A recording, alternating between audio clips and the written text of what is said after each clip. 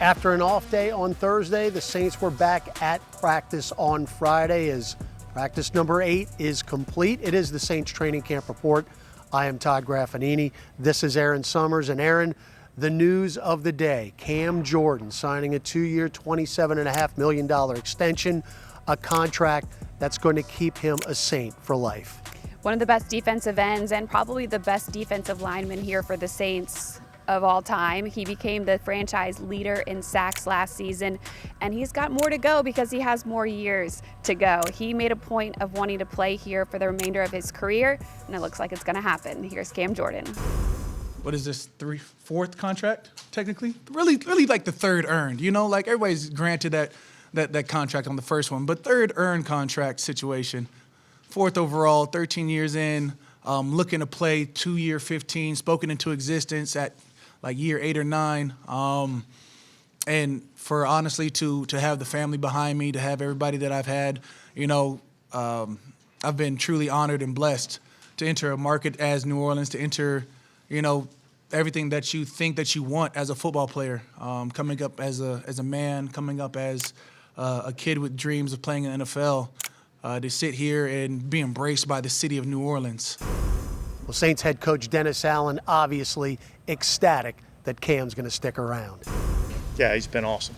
It's been awesome. I mean, you know, there's plenty of times that I can put the tape on in the middle of a team meeting and show a guy that, you know, has been in this league as long as Cam has, and watch the way that guy practices and runs to the ball, and he just demonstrates everything that we're about with our program in terms of how we go about doing our business. He's been great in the community, you know, great for our organization. I'm glad that we got him. Well, also a big storyline today, Erin, is that Alvin Kamara returned from New York after speaking with NFL Commissioner Roger Goodell. Alvin was able to talk to the media after practice, but this was something that he definitely took ownership of, and it was really good to hear him today. It was the first time that we've heard from running back Alvin Kamara at length since the incident in Las Vegas. He did take Thursday's off day to go to New York, and here is running back Alvin Kamara. Yesterday, when I met with Roger, it went well. I'm not going to get into the details of what we discussed in the meeting, but it went well. I think we got accomplished what we need to get accomplished.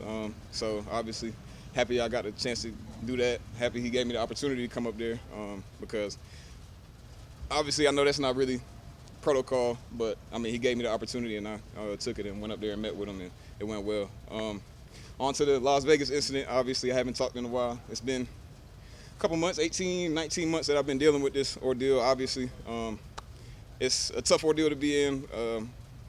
You know, I never want to be involved in something where someone gets hurt or severely injured or anything. Poor judgment on my end. Definitely a bad decision, but I'm a man.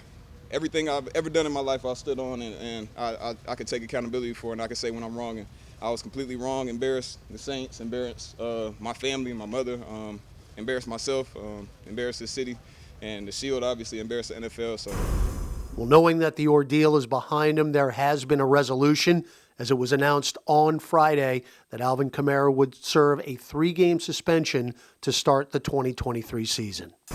Like I said, it's hanging over you. It's hanging over you, and I mean, obviously it's self-inflicted, but nonetheless, it's still something that's, you know, it's like a dark cloud. Like it's hard to kind of enjoy some of the smaller things. Like, I don't know, today I just had like a little boost at practice. I just felt better, like a weight was off me. So I'm looking forward to just focusing on football.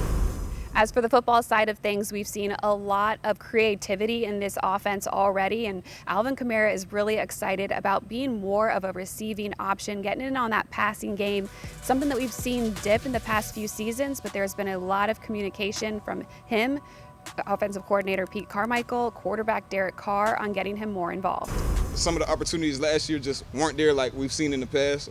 We've talked about it as an offense just without the coaches, and I'm sure DC, Jameis, and Pete and all those guys, RC, all them are up there talking about it. And you know, I think I'm one of the most effective backs in the league when I get the ball in my hands, you know, out of the backfield, just running routes, catching the ball, splitting out the receiver, doing those things that, you know, you guys have known me to do. So the emphasis this year, obviously going through camp and, being able to kind of get back in that groove of, splitting out and getting some more balls out of the backfield and just getting creative with my pass catching side has been, it's been exciting. Well, Erin, despite all the news today, there was actually a practice. Took place inside, then outside. What did you notice? It was a little lighter day as they were just in shells, so not as intense, but we definitely saw the offense come alive in the 7-on-7s inside this building.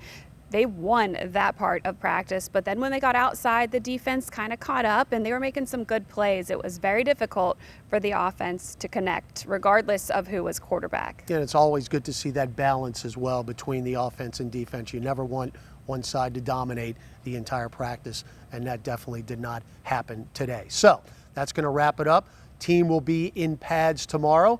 Again, inside and outside, it will be open to the public. And as always, we'll be there for you after practice is over. That's Erin Summers. I'm Todd Graffagnini. We'll see you on Saturday for another edition of the Saints Training Camp Report